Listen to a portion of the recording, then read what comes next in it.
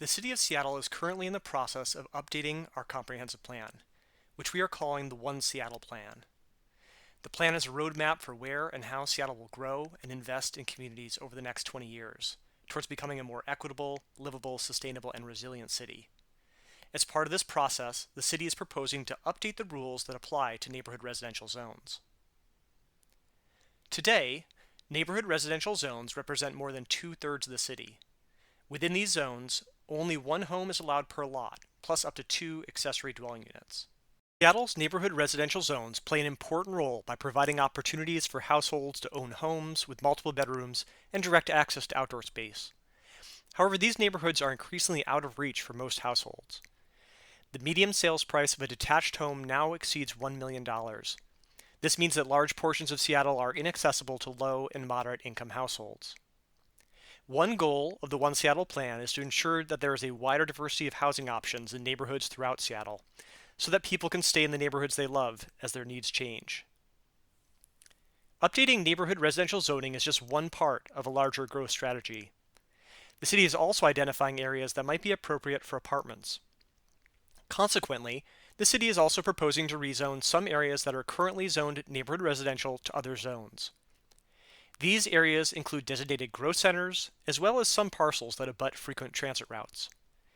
To learn more about the mayor's recommended growth strategy, you can watch the growth strategy overview video that is linked in this video's description, or go to the website zoning.oneseattleplan.com.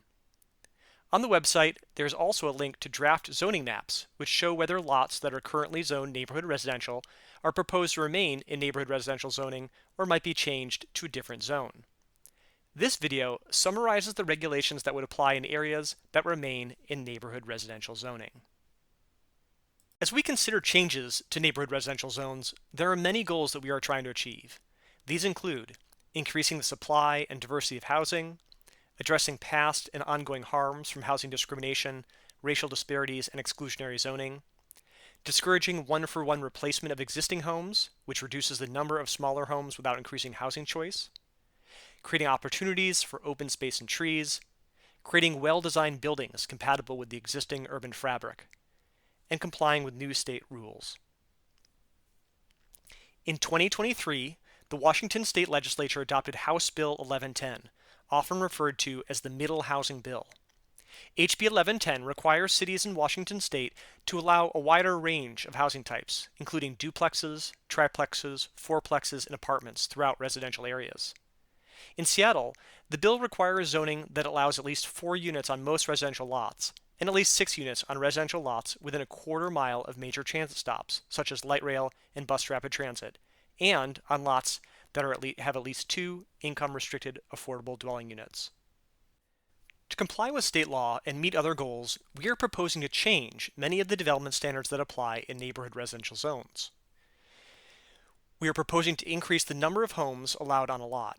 Our proposal would allow a density of 1 dwelling unit per 1,250 square feet of lot area, except that, consistent with state law, at least 4 units are allowed on all lots, regardless of lot size, and 6 units would be allowed within a quarter mile of major transit, or if 2 units are affordable. While a principal dwelling unit and 2 accessory dwelling units would be allowed today on a typical 5,000 square foot lot, this change would allow 4 units on the same lot in most cases.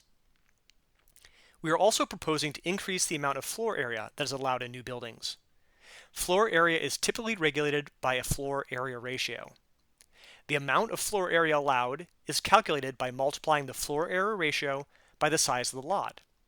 For example, on a 5,000 square foot lot, an FAR of 1 would mean that buildings could have a total of 5,000 square feet of floor area. Similar to existing rules, the amount of floor area that would be allowed would vary by the number of units that are proposed. While the floor area ratio today is a maximum of between 0.9 and 1, under the proposed changes, it would be a maximum of 1.2 for attached and detached dwelling units, and 1.4 for stacked dwelling units, such as condos and apartments. The percentage of the lot that could be covered by buildings, also known as the lot coverage, would change from a formula that varies by lot size to a flat 50%. The height limit would be increased from 30 feet to 32 feet to encourage more livable units and better design outcomes within the existing 3-story limit.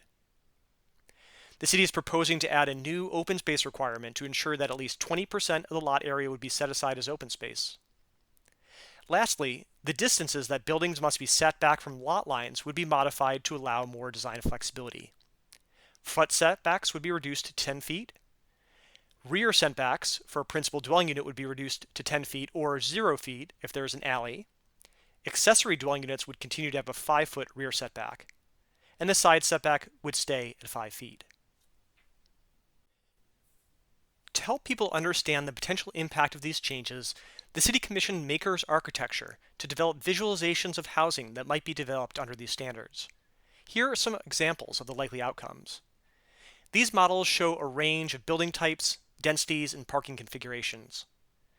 Overall, our proposed standards are likely to result in primarily 3-story, 3-bedroom ownership units. However, near frequent transit, it is also possible that it might result in smaller units in condominium buildings, as is shown in the 9-unit prototype. Each of these prototypes is shown in more detail in the Updating Seattle's Neighborhood Residential Zones report, which is available on our website. Our proposal also includes a bonus for buildings where at least half of units are affordable to low-income households. These buildings would be allowed to have additional height and floor area. Specifically, these buildings would be subject to a maximum height of 4 stories, a floor area ratio of 1.8, a maximum lot coverage of 60%, and a maximum density of 1 unit per 400 square feet. The city is also proposing to allow corner stores on any corner lot in neighborhood residential and multifamily zones. These businesses would still have to meet certain standards, including a maximum size, hours of operation, noise and odor, and the location and screening of solid waste and other outdoor activities. Due to the high cost of construction, it is unlikely that property owners would develop new buildings expressly for corner stores. However, this change might allow property owners to use existing buildings, possibly with additions or modifications, to accommodate these businesses. The city is required by state law to remove parking requirements in areas located within a half-mile of light rail and bus rapid transit stops. Outside of these areas, we are proposing to reduce the parking requirement from 1 space per principal dwelling unit to 1 space per 2 principal dwelling units to provide more flexibility for different parking configurations. This flexibility can be especially important for sites with unusual site configurations or sloped lots, and for buildings with smaller units, where the cost of structured parking could significantly increase housing prices. Accessory dwelling units would continue to have no parking requirement. The city is proposing to adopt zoning changes to implement the Comprehensive Plan's growth strategy in 3 phases. The first phase of legislation will update neighborhood residential zoning and make numerous changes to comply with various state laws with 2025 deadlines.